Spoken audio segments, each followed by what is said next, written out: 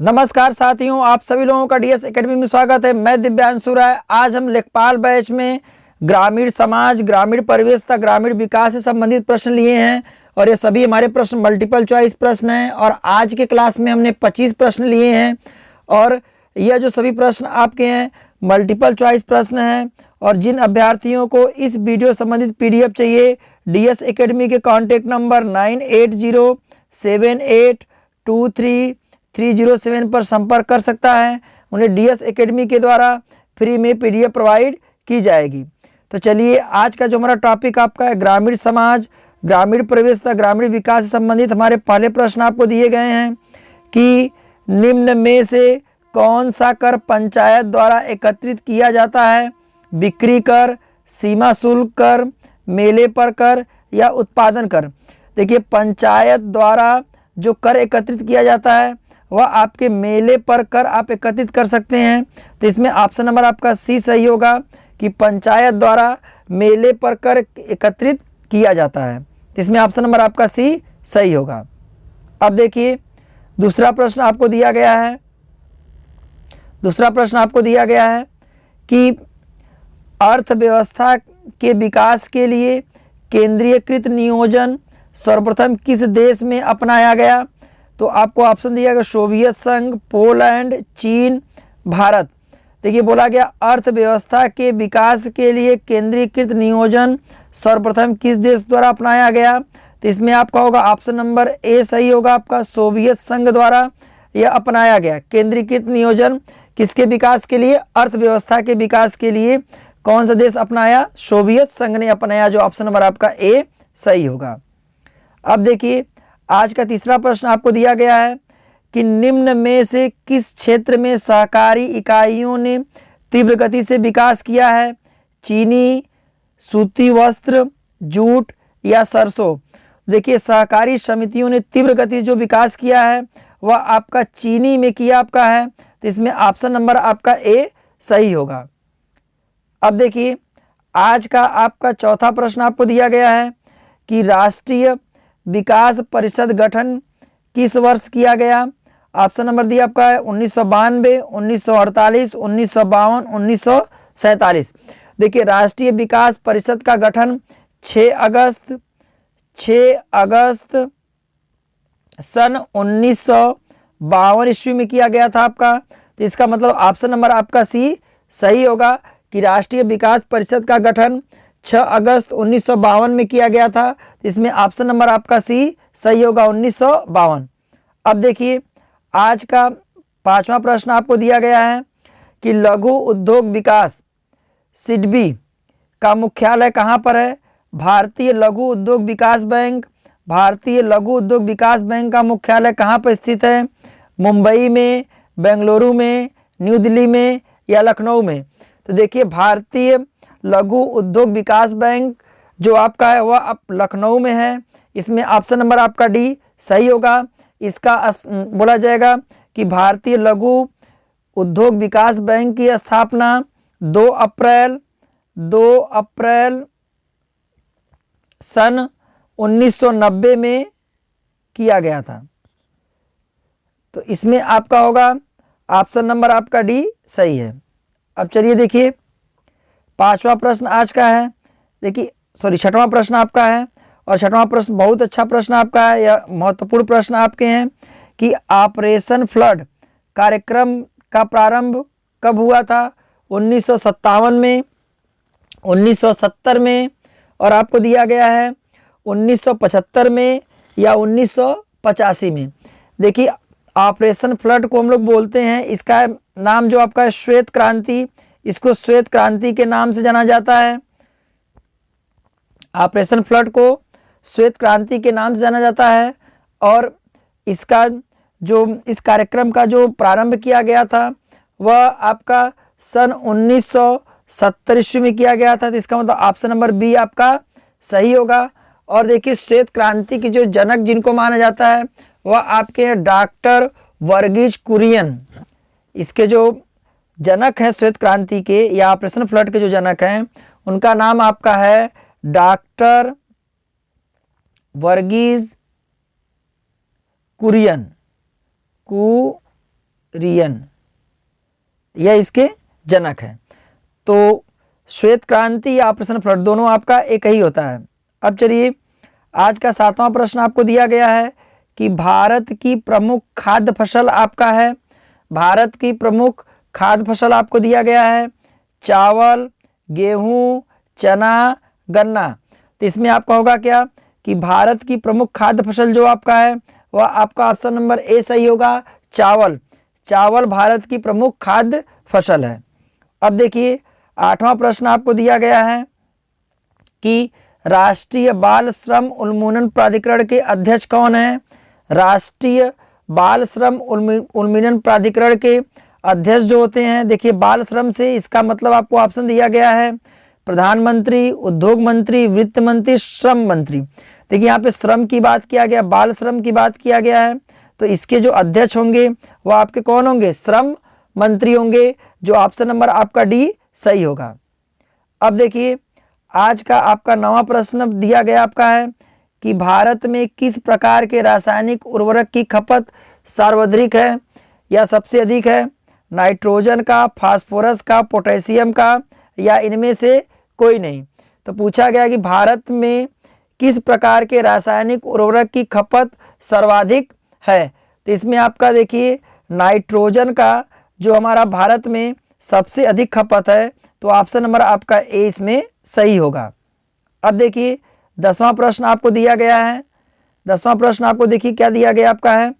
10वां प्रश्न में दिया गया है निम्न में से किस संस्था का संबंध भारत की कृषि एवं ग्रामीण वित्त की आवश्यकता तक सीमित है।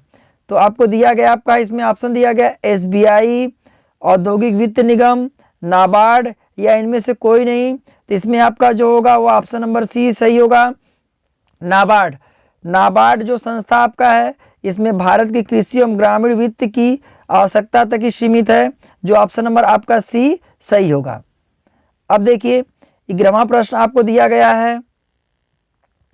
11वां प्रश्न आपको दिया गया है, इसमें है दिया गया अनवरत योजना किस अवधि के लिए बनाई गई थी। अनवरत बोला जाएगा अनवरत योजना किस अवधि के लिए बनाई गई थी। तो यह आपका जो है ये सन 1978 से 1983 के बीच बनाई गई थी। तो इसमें ऑप्शन नंबर आपका सी सही होगा। अब देखिए 12वां प्रश्न आज का है। 12वां प्रश्न दिया गया आपका इसमें है कि देखिए 12वां प्रश्न आपको दिया गया है कि भारत में लघु उद्योग की परिभाषा किस प्रकार आधारित है। किसी इकाई की बिक्री की मात्रा, किसी इकाई की संयंत्रों और यंत्रों के लिए निवेश, किसी इकाई की दूर दूर तक बाजार में पहुंच, या विनिर्मित उत्पादन का उद्योग मंत्रालय द्वारा कराई गई सूची न होना। देखिए आपसे 12वां प्रश्न आपसे पूछा गया है कि भारत में लघु उद्योग की परिभाषा किस पर आधारित है। तो ऑप्शन नंबर आपका इसमें बी सही होगा आपका, किसी इकाई के संयंत्रों और यंत्रों के लिए निवेश। तो ऑप्शन नंबर आपका बी इसमें सही होगा। अब देखिए 13वां प्रश्न आपसे पूछा गया है कि भारत की भूमि क्षेत्र का लगभग कितना भाग वन क्षेत्र से आच्छादित है।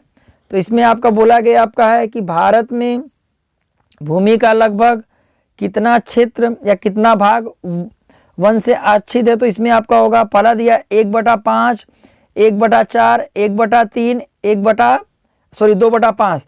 इसमें आपका ऑप्शन नंबर ए सही होगा, 1/5 आपका वन क्षेत्र से आच्छादित है। चलिए आज का 14वां प्रश्न आपको दिया गया है।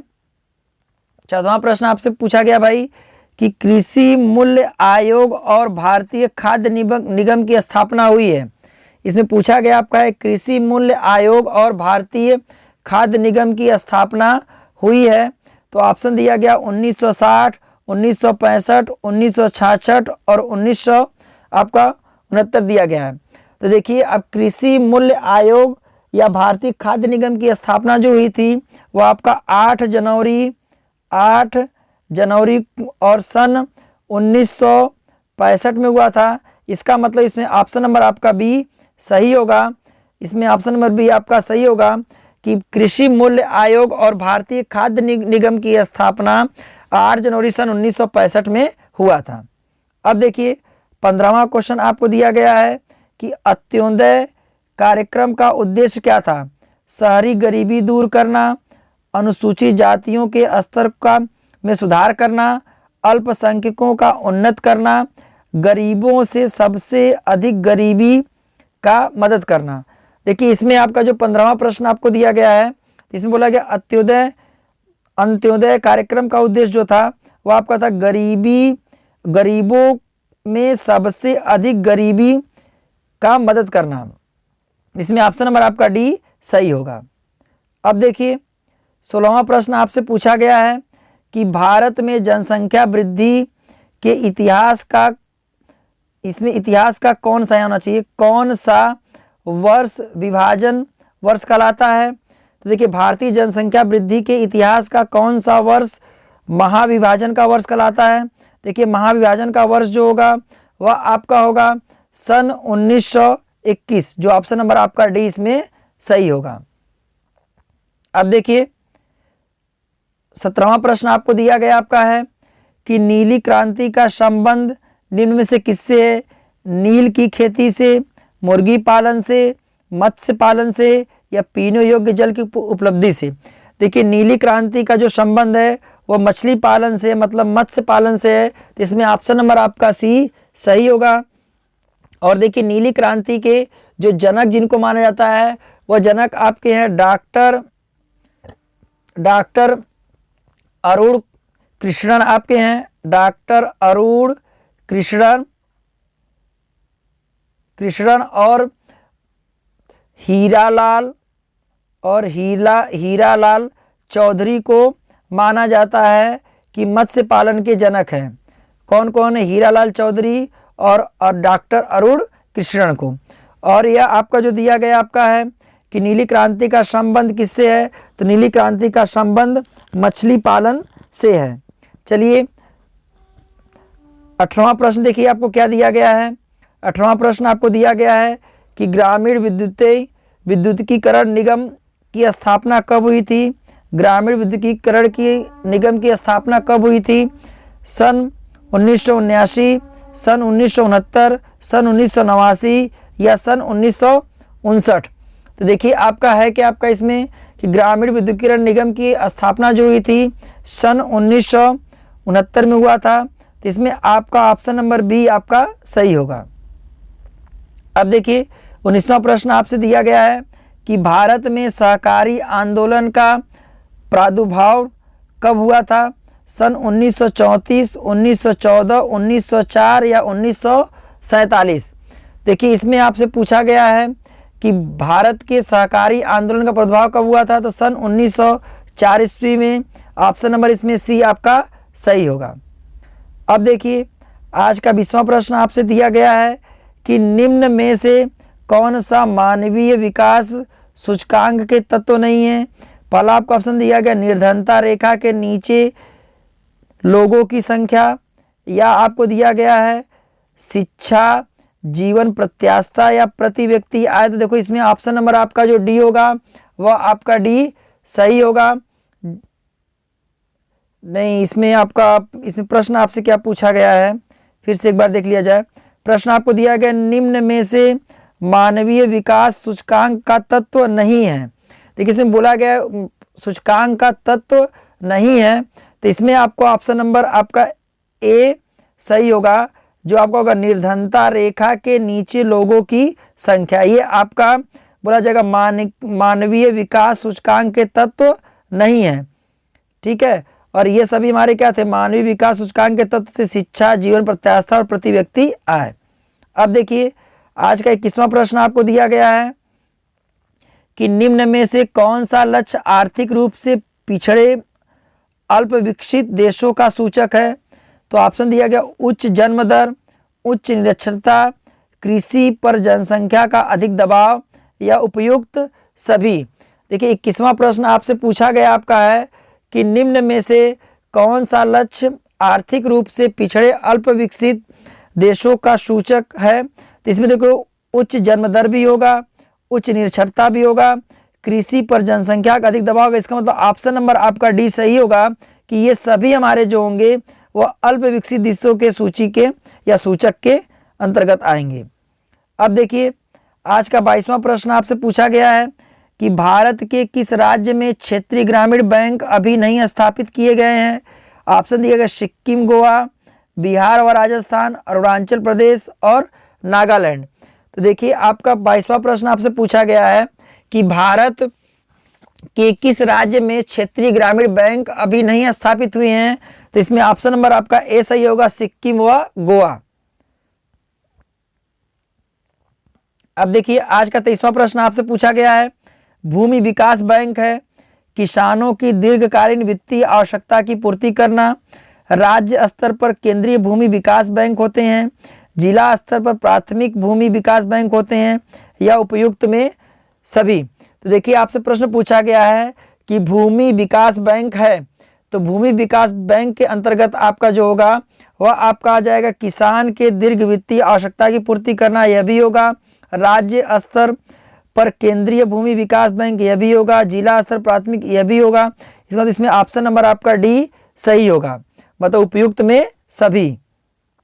अब देखिए आज का 23वां प्रश्न दिया गया आपका है कि रोजगार गारंटी योजना सर्वप्रथम किस राज्य में लागू की गई। तो उत्तर प्रदेश में नहीं, मध्य प्रदेश में नहीं। अब देखिए रोजगार गारंटी योजना का नया नाम आपका मनरेगा रख दिया गया है।